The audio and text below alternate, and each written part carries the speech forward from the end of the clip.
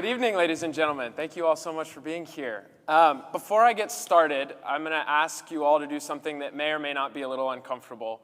To preserve the integrity of the sound of the instruments that I'm playing this evening, I'm choosing to play them without any amplification or microphones.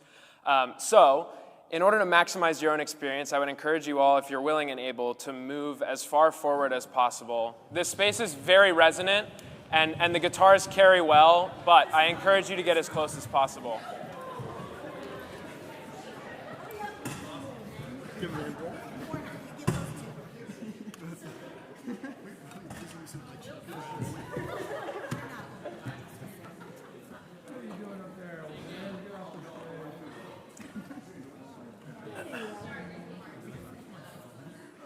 Careful, Dana, I'll make you play. All right, well, for those of you that don't know, which I think is maybe 0 people in here, my name is Xander Bowles. I'm a senior music and economics double major here at Middlebury, and tonight is the culmination of my thesis project in music. So thank you all for being here. I'd like to begin by acknowledging some of the people and others that are responsible for making this project and this evening possible. First, thank you to Professor Danielle Simon for her guidance over the last 8 months. Thank you to Jackson Eli, my first guitar teacher, who inspired me to use the guitar not only as an instrument, but as a medium of personal expression. Mr. Eli is also responsible for my understanding of the steel string acoustic guitar and the classical guitar. I'd also like to thank Mr. Alvaro Antona, my flamenco maestro in Madrid, who taught me everything I know about the beautiful art and tradition of flamenco. Thank you to my family for supporting my musical journey and coming all the way from Dallas today. And finally, thank you to the Middlebury Music Department, Antonio Alvarez Bernal, and the Breedlove Guitar Company for supplying the instruments that you will hear this evening. When I left for my study abroad program in Madrid, Spain in the spring of 2025, I had reached out to a guitar instructor in Madrid, who you see on the right here, and I had plans to begin flamenco lessons. I flew from Dallas, Texas to Madrid, Spain with a guitar of mine that I had purchased my sophomore year of high school. This Breedlove guitar had very modern appointments, but had nylon strings, so to my juvenile and inexperienced understanding, it would serve me just fine as I began my study of flamenco, a guitar form that employs a nylon string guitar. When I sat down for my first lesson, my instructor Alvaro took one look at my guitar and said that it would not work. He continued by saying that it could be fine for the first 2 weeks or so, but at some point I was going to be held back by the fact that it was not a true flamenco guitar. Eventually, it was clear that he was correct. There were playing techniques and passages in the music I was learning that, while they functioned on the guitar that I had, were neither comfortable nor as expressive and resonant as they could have been. This began a personal study of the flamenco guitar, and particularly some of the ways that the flamenco guitar is constructed to facilitate the guitar player's art in that specific musical tradition. I also had the privilege, while I was in Spain, to travel to Seville, where you see on the left, and I had the honor of purchasing a handmade flamenco guitar, which I'll talk about a little bit more later. I begin with this story because I believe that it was the beginning of my research. Even back in early 2025, before I was truly thinking about my thesis project, I had begun my study. Ultimately, my research became a study of the guitar and its construction over the years since its standardization as an instrument, around the mid-16th century. I analyze how these instruments are built and the considerations builders take as they design guitars to produce certain sounds, timbres, and tone colors.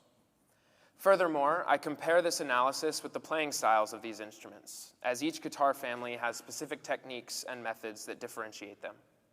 As my project took shape, I developed a framework that I applied to 4 different historic guitar families in order to reveal the differences between them and the unique characteristics that set these guitars apart.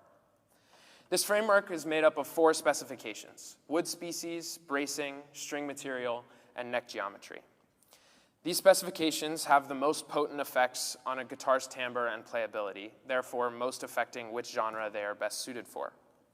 Over the course of my research, I applied this framework to the 4 standardized families of acoustic guitars from the 16th century to the present.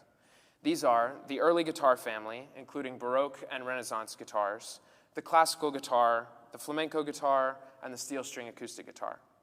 I'd like to acknowledge that I did not consider any electrified or extended scale instruments because their timbres are determined by a different framework of characteristics. Tonight, I'd like to share with you all some of my findings and offer demonstrations that will help you better understand the differences between each family's sound and playing style, and I hope you enjoy. Now, for those of you here that may not be as nerdy as I am when it comes to these instruments, allow me to provide some context for what my framework actually is. First, the wood species that a guitar's body is made of regards the top, back, and sides of the instrument. These pieces of wood translate the vibrational sound of the strings throughout the resonant body and out of the sound hole. Based on the hardness of the wood and the closeness of the grains, certain woods are predisposed to resonate certain frequencies, while other frequencies are deadened or stop it altogether. For example, rosewood is generally regarded as a more mellow, low-frequency rich sound. Its lower density absorbs higher frequencies while carrying the lower ones. On the other hand, maple is considered a snappy, bright tone wood due to its high density and quicker response. I'll explain later how these choices differ between guitar families. The next specification that I analyze is string material. Early guitar strings were made of catgut, a material created by drying, twisting, and stretching animal intestines, usually sheep or cattle, no relation to feline creatures. During World War II, there was a shift to nylon strings for reasons of scarcity and comfort for the player. Two of the guitars that I have up here with me today have nylon strings. Finally, in America, as guitars were beginning to play in ensembles accompanied by mandolins and banjos, which are much louder instruments, a steel string was developed out of a necessity for more volume and a slightly different playing style. Next, in my study, I analyzed bracing. Something that many of you who are not guitarists may not know is that underneath the top of a guitar is a complex configuration of wooden ribs that have both reinforcement and sonic value. These ribs, called braces, are a constantly evolving technique to strengthen the top of a guitar to withstand string tension, as well as manipulate the frequency response of the instrument. I'll speak more on how this process has evolved over time, as well as how it changes the sound of the instrument later. Finally, I analyzed neck geometry. This category holds a lot of things, but in my research I found that the most important characteristics of the guitar neck are its width, its length, and the fretboard's curvature. As guitars gained and lost strings over the years of innovation, the width of the guitar mattered for fretting hand technique, as well as facilitating certain kinds of playing over others. Additionally, certain guitars required longer or shorter necks depending on the range necessary to play the style. And finally, fretboards were nearly all flat until the 20th century when steel string guitars began exhibiting a slight curve across the fretboard to facilitate playing with a pick. Now, I chose to begin my study in the 16th century when the guitar became a standardized instrument. This family of guitars preceded the sixth string instrument that we're all familiar with today, but these early guitars exhibit many of the same characteristics that guitars today do. This early guitar family, including the Renaissance guitar and the Baroque guitar, is characterized by a small wooden body, several courses of double strings made of catgut, ladder bracing, and a shorter, thinner neck than its modern successors. What you see behind me is a Baroque guitar. These instruments were usually played in European courts for dance music, courtly musical genres, and the earliest examples of solo guitar repertoire. They were built from a variety of different woods, but the most common option was a spruce soundboard complemented by a maple back and sides. This was most likely the common choice for wood species because similar early orchestral instruments were made with the same wood. The combination of spruce and maple makes for a snappy, high-frequency sound that lacks a lot of low end, but served its purpose in the setting of small audience court music. Underneath the soundboard of these instruments is a very simple configuration of ladder braces. Extra pieces of wood from the soundboard glued perpendicular to the grain of the top, serving as structural reinforcement more than anything else. Above all, these instruments were created to be easily portable, benefiting traveling court musicians and troubadours, while still being elegant and intricate enough to be worthy of Royal European courts, as you can see here. I unfortunately do not possess a period-accurate Renaissance or Baroque guitar as much as I would like to, so I'd like to play a short video of a Baroque guitar being played.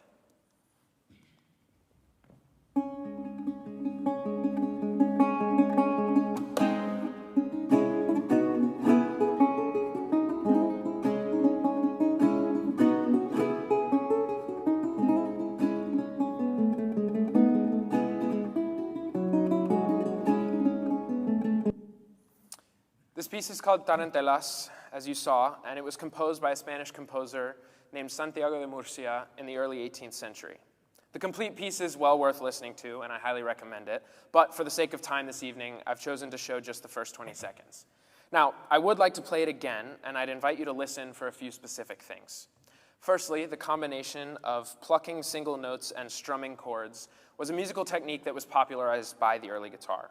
It was certainly possible on earlier lute instruments, while they were often used more for picking individual melodies, but the thinner necks and the shorter range on early guitars made strumming chords quickly, in particular, even easier. Now, for those of you that are familiar with flamenco music, you may also hear Spanish influence in this piece in terms of the percussive elements and strumming. As the guitar evolved over time, the flamenco playing style developed from these early baroque techniques. If you have any questions about this video or the early guitar family, I'd be happy to answer them at the end, but let's listen again.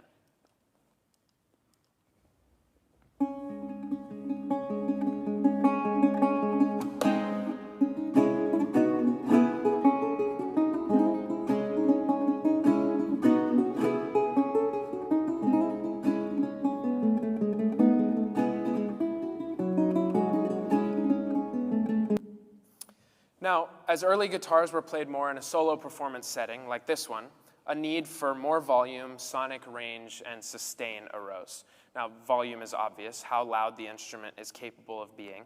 And then sonic range is the lowest note that the guitar is capable of producing to the highest, and sustain is how long the sound produced can sit in the space or last. Thus, the next jump in guitar innovation resulted in a larger-bodied six-string instrument that bore a great resemblance to earlier guitars, but it clearly developed and changed. In Italy and France, guitar builders began adding a sixth string to early guitars based on a need for greater range. In the early 19th century, the classical guitar and the flamenco guitar emerged standardized from Spain. These two instruments, as you can see here, look remarkably similar and are often mistaken for one another. And in fact, they share the same design origins with a Spanish guitar builder named Antonio de Torres, who established the modern dimensions of a larger and deeper body, a longer and wider neck, and fan bracing configuration. By the way, this is a flamenco guitar, this is a classical guitar. I try not to break them while I put them away.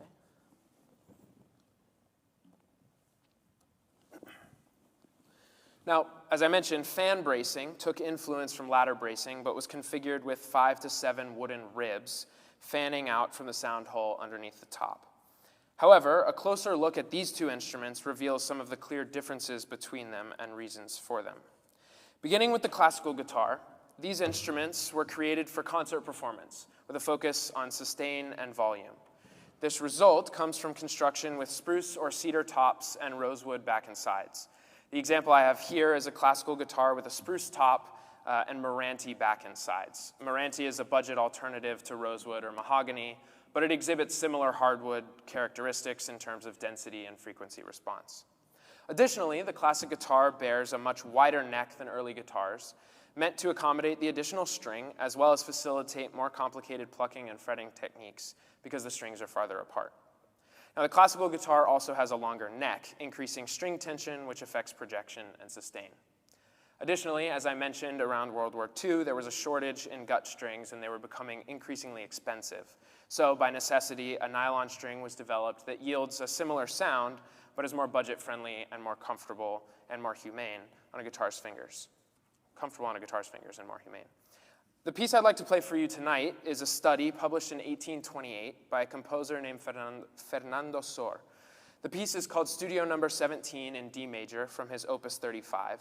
The piece is intended for beginning or intermediate level classical players, but it exhibits exactly what the classical guitar is made for in terms of volume, sustain, and expression. I'd like to play the first passage and invite you to listen for how the sound reaches your ears in each seat of the hall and how the sound lingers after I finish playing. Please also take note of my posture as I play. The posture of a classical guitarist is carefully regimented to maintain contact with the instrument and position the player's arms comfortably to play the style. I hope you enjoy.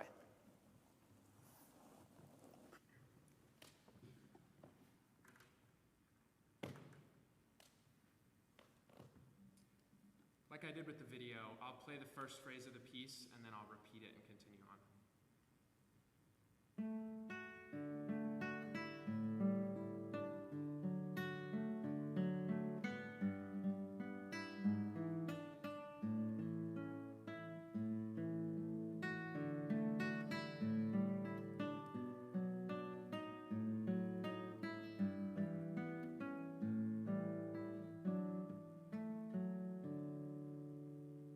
first phrase, you can kind of hear the mellower sound of the strings, and the sound still carries through the space. I'll play the whole piece.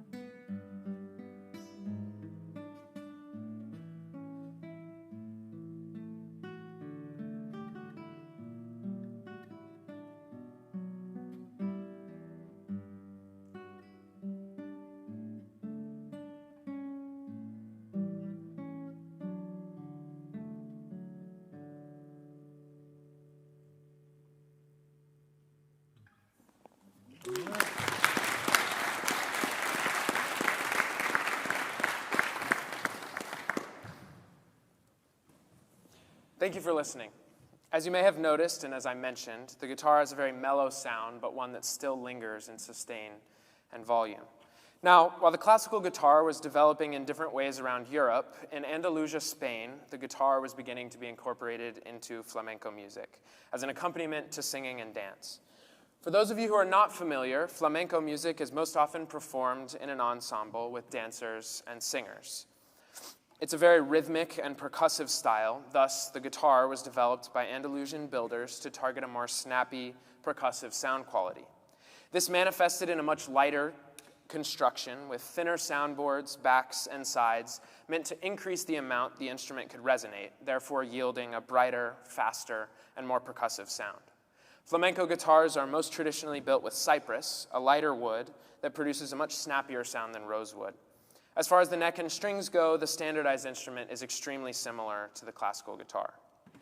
Now, I'd like to offer 2 demonstrations of the flamenco style this evening. Since I personally am still in my early phases of learning the tradition and the style and do not have access to flamenco dancers and singers, regrettably, I'd like to show a recording of a traditional flamenco piece performed with percussionists in the traditional palmas style. Please enjoy the absolute genius that is Daniel Casares playing his own piece titled Tras Malo.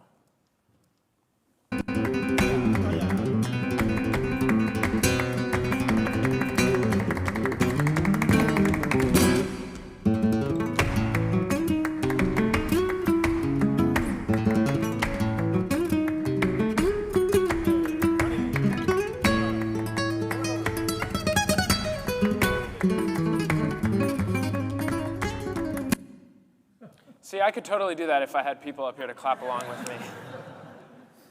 He's insane. Anyway, I'd like to play it again, and as we watch and listen again, I'd invite you to listen for the claps, particularly in the percussion, and how the percussive sound and nature of the guitar's timbre complements this style.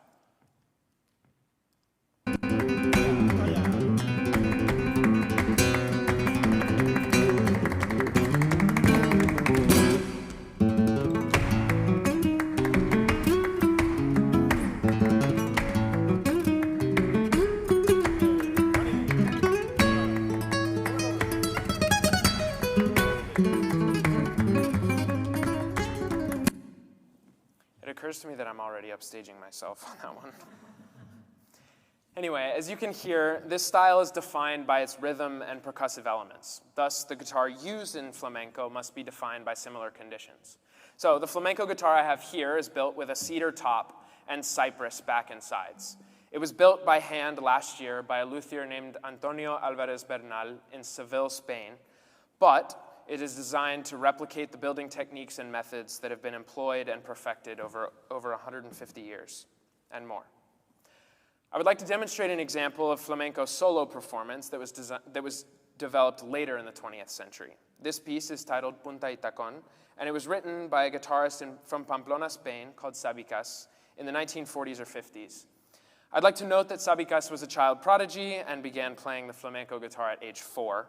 I'm an American kid that started playing last year. So in Damascus's words, I've presented to you my positionality on that one. The piece has been an intense challenge to learn, and I continue to get better at it every day. And despite my own beginner's understanding of the style, this piece in particular, in studying it, has served as a great experience in understanding the techniques and playing styles of this beautiful tradition. And I invite you to watch and listen for those things as I play.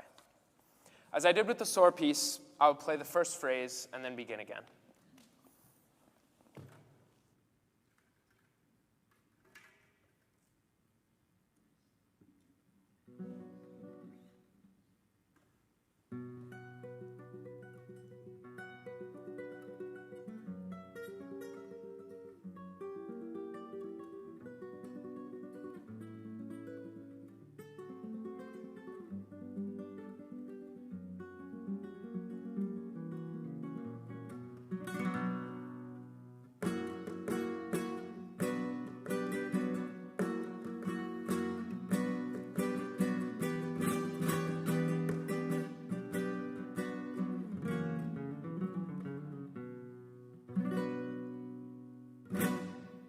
So as I continue to the full piece, I ask that you again consider my playing posture and how it differs from the classical guitar.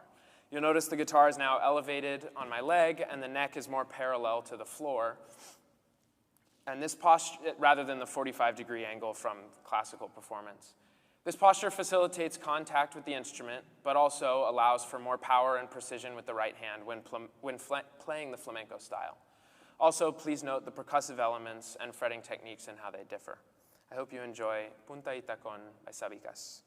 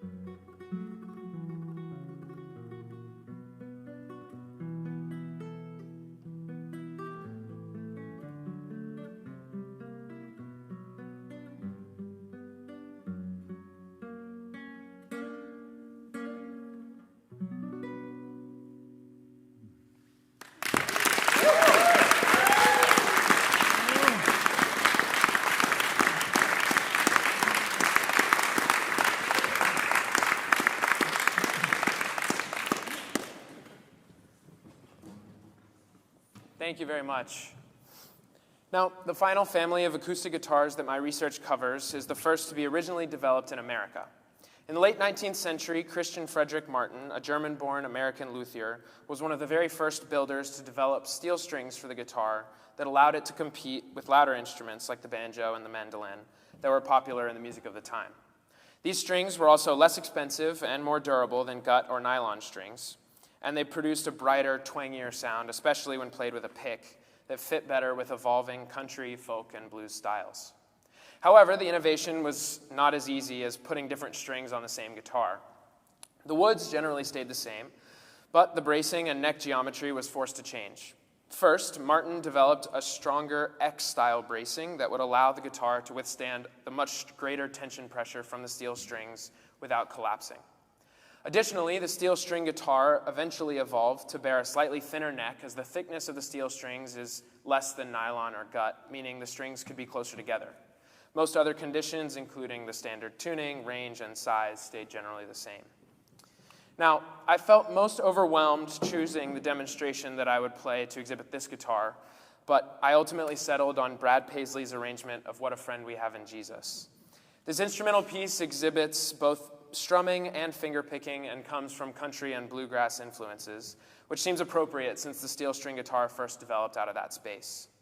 This particular guitar is made with a spruce top and mahogany back and sides. The mahogany contributes a deeper, low-frequency, rich sound, while the spruce produces a snappy response when picking higher strings. In my opinion, it is the best of both worlds. Please enjoy What a Friend We Have in Jesus, arranged by Brad Paisley.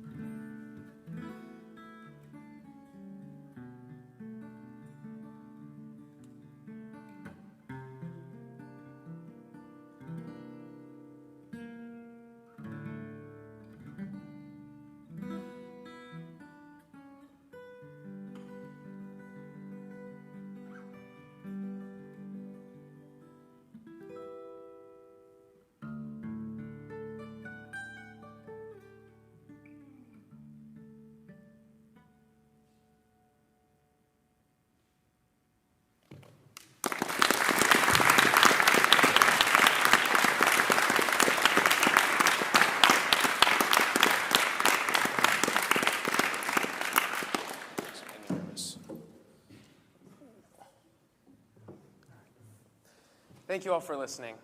I'd like to conclude by sharing that through my research, what has become apparent to me is that there is not one reason for why the guitar has evolved the way that it has. At times, we see in flamenco guitar and the steel string guitar, innovations are made out of necessity to fit a style. In other cases, the guitar's evolution creates different and new styles, like late Baroque period guitars and classical guitars becoming solo performance instruments. There is also always a guitar player or builder that pushes the limits of their craft to the point of creating something completely new. There's a mutual relationship between musical style and guitar construction methods, and I have no doubt that the instrument will continue to change and evolve as builders bring new innovations to the table and the musical world in which we live continues to change and evolve itself. I'm continuously fascinated by the growth and development of this particular instrument and music itself, but I have learned to respect its ancestors and predecessors just as much. In a world of electronic music and electrified instruments and modern technology, which is beautiful and inspiring in its own right, there is a blissful simplicity in just an acoustic guitar. I'm grateful for this instrument for helping me to find my own musical voice and the inspiration that I get from studying the immense catalog of styles and musical periods that have used this instrument. After all, I wouldn't have these instruments and works of art if not for those that came before them. Thank you all so much for listening.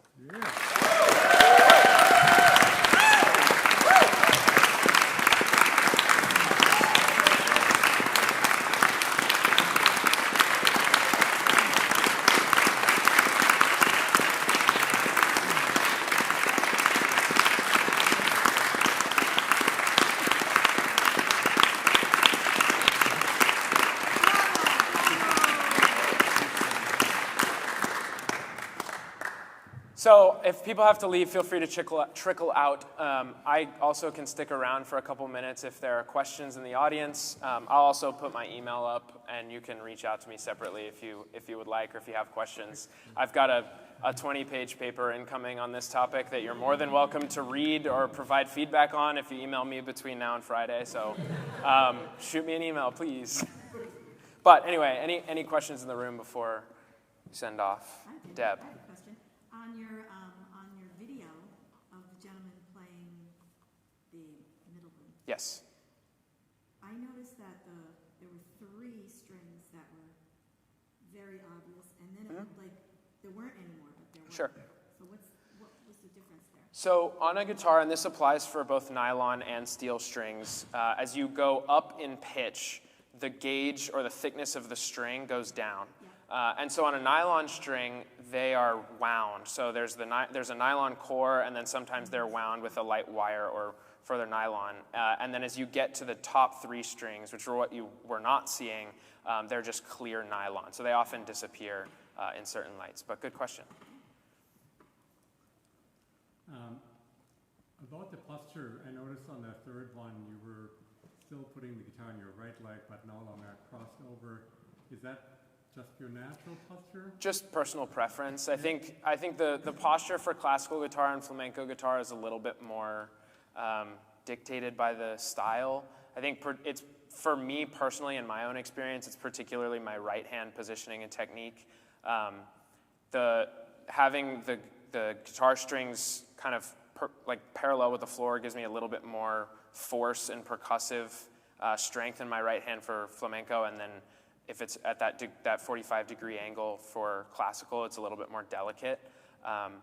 And then for a steel string, it's just kind of personal preference. I play with a strap a lot too, so it just kind of depends. Yeah, Robbie? On the first guitar you played, I noticed that you'd sometimes let your left hand drop and then reconnect. Is that like a stylistic thing, or is that just a personal thing that you like to do? Totally personal, and I was not aware that I was doing it. I think sometimes, particularly for something like that, where I'm playing something more delicate and precise that I want to kind of ring out, I significantly diminish the risk of muting the strings with my left hand if I can drop it down and let the strings just resonate until they stop. So I'm sure subconsciously there's a very academic reason that I was doing that, but it's just personal habit and preference.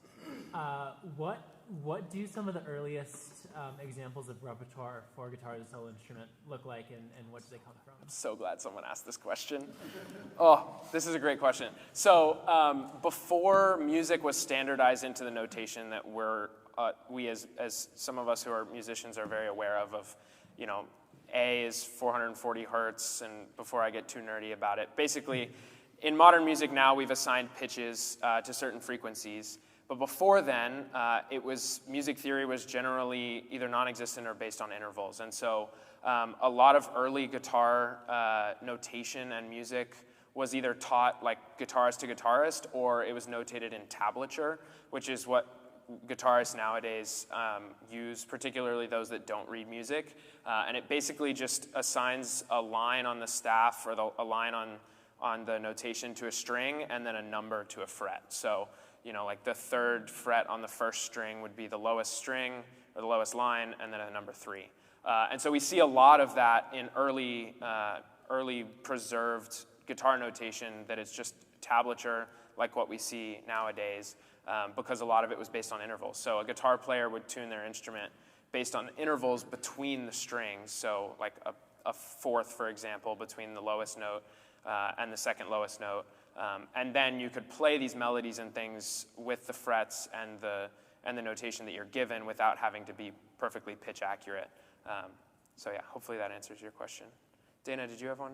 Yeah, when you were playing the flamenco guitar, it made me wonder what it would sound like if you played that same phrase on the classical. And I wonder if you'd be up for a little experiment. Sure. And maybe we close our eyes and see if we can tell which one's the right one. That sounds like fun. Okay. Well, for those of you that want to close your eyes now.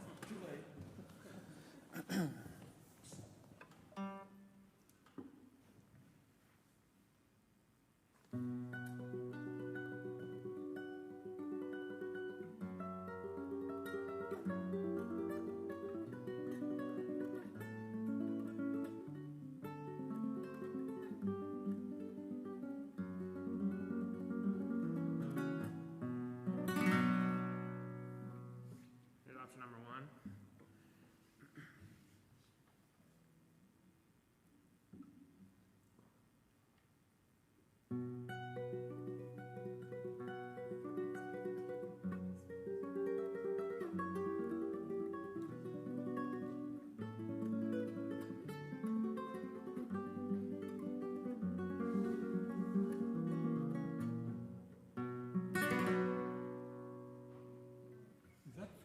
One that your flamenco teacher snubbed?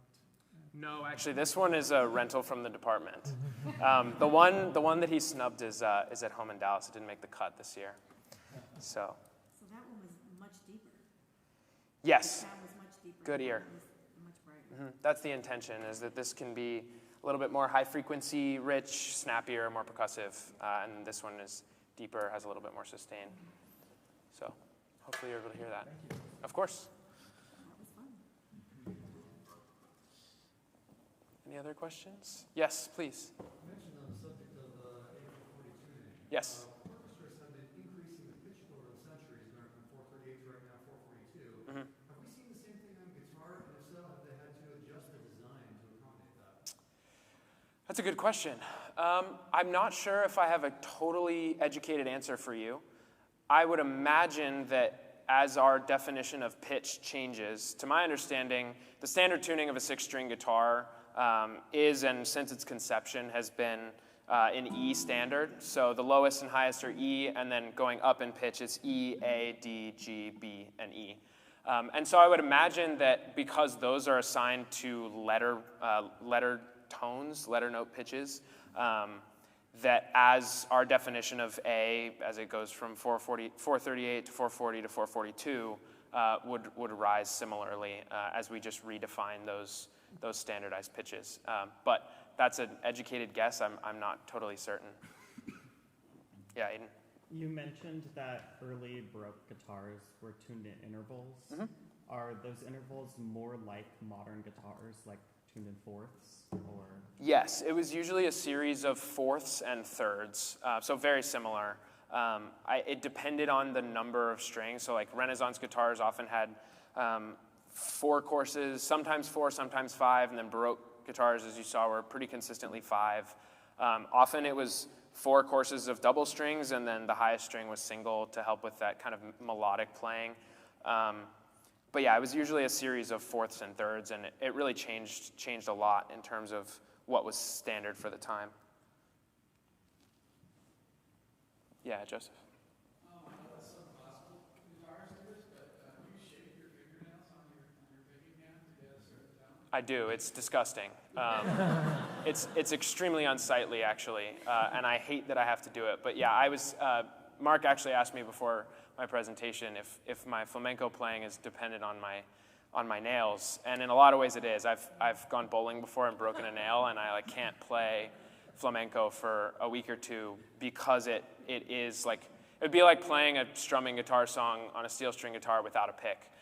So as much as I hate it, and it really looks terrible, I can't really play the style without it. So yeah, and then in terms of like the shape, there are some differences. I've seen some like very serious classical guitarists that have like much longer nails. Flamenco, it's usually because it's more percussive on the top of the nail. They don't have to be quite as long as classical guitar, but the thumbnail is pretty important. And then in terms of classical, it's just longer on each finger. And it's actually interesting. The shape can affect the sound, but more than anything, it affects how the nail bounces off the string. And so it yet again is another kind of question of personal preference for the guitar player. But thanks for asking. Sure, right there. How many frets are there above where it joins the body, and how frequently do you play those upper frets? Good question. So most classical and flamenco guitars, or at least all the ones that I have seen, are 12 fret. So it's an octave from an open string to the fret at the body. And then there's anywhere from 6 to 8 frets that are actually playable. And then for aesthetic purposes, there's one here that's really not used at all. On the flamenco piece, I played above where the body meets the neck a couple times. But I really think that that's more of just a result of it being a song that I play with a capo. So it's I guess the bass note, the key is raised a little bit, and so it necessitates a little bit higher playing. In general, what I've seen and what I've experienced in classical and flamenco playing is that every now and then it'll go above there, but it's fairly rare and it never stays for very long. In terms of playing the acoustic guitar, it really just depends on what style. I mean, if I'm like strumming and singing or something, I'm never up really past the 5th fret. And then if I'm playing something more fingerstyle or I'm again have a capo on the guitar, I'm just kind of shifting everything a little bit higher. I saw in the classical guitar video, and just a picture of the classical guitar, there's kind of like an elevated design in the, what we call it, the hole of the Yeah. guitar. Is that for any hole and resonance reason, or is that just purely stylistic? No, it's purely stylistic. These are obviously very ornate instruments, and I think it was just kind of another example of kind of art and the art and vanity that we see in European kind of royal design. So to my knowledge, it has no real sonic effect other than maybe deadening or diminishing the projection of the instrument, which again, it was played in smaller settings. So there was more of a focus on what it looked like than how far the sound could carry. You've talked a little bit about the difference in your right hand technique between different styles. Can you talk about the left hand technique? Sure. I mean, generally, I find that it's the same or similar. I will say that the angle of the guitar has a little bit of just a feel difference, but they're all tuned the same, with the exception of the steel string, which I had the lowest note tuned down a whole step to a D.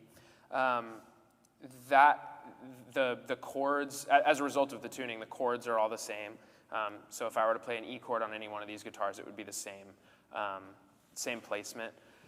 I have found that just in terms of kind of the influence of each style, there's a little bit different placement. So like, if I'm playing like a very casual, less proper kind of acoustic guitar, the neck is often a little bit more situated in the kind of base of my hand, where I can hold it like this, whereas when I'm playing a more, like classical especially has these long reaches and things like that, and so there's a shift from kind of my hand like this to having my thumb pretty squarely on the back of the neck. And my classical instructors and my flamenco instructor have consistently scolded me on that, of just, your life is so much easier as a guitar player if you have your thumb planted, particularly for those styles that have these intricate melodies that jump large intervals, to have better hand positioning on the back. But generally, it's about the same between styles in my own experience. You noted that the wood is chosen based on the type of music, for example, the cypress. Sure. You got really high-pitched tones for the flamenco. Is it possible that it's actually the other way around? Did they have easy access to cypress teas, and so flamenco evolved to take advantage of the materials available? I mean, I've got to imagine that there's an element of that. I do think, and especially in my research here, I was experiencing a lot of kind of mutually beneficial relationships. There was not a kind of cut, clear and dry example of like, okay, this was created because this happened, or this happened because this was created. If only it were that easy.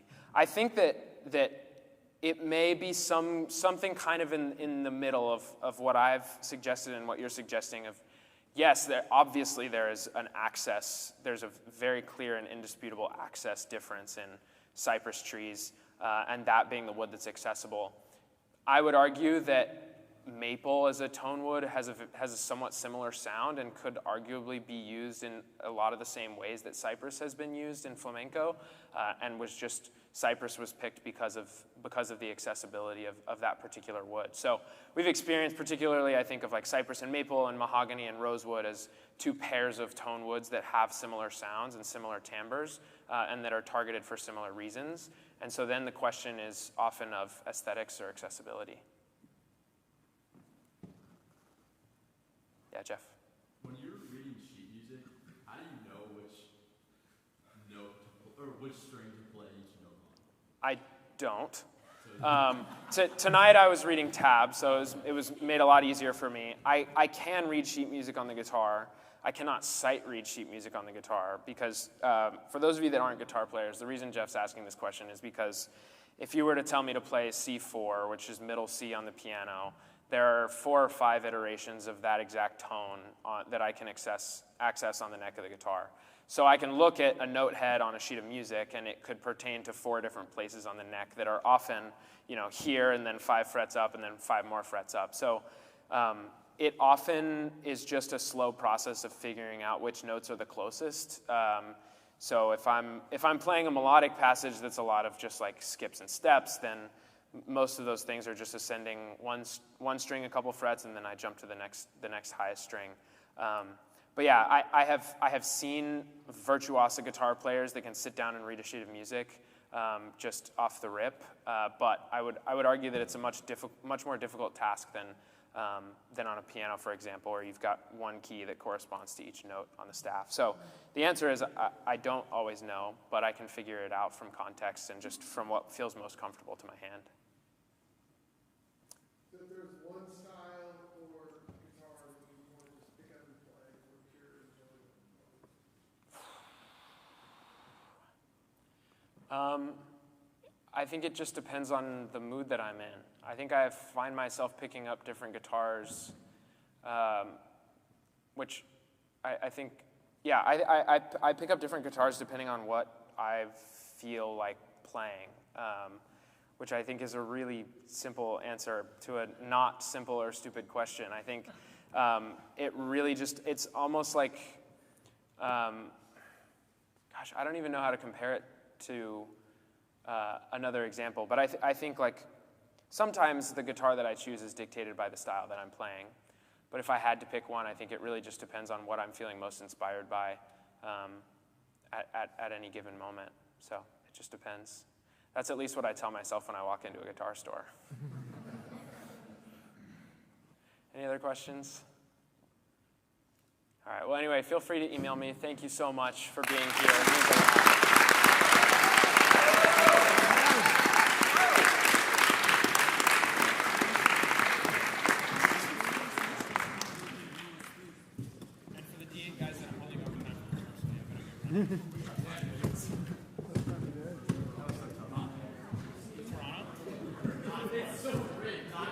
That's so fake, bro. There's no way.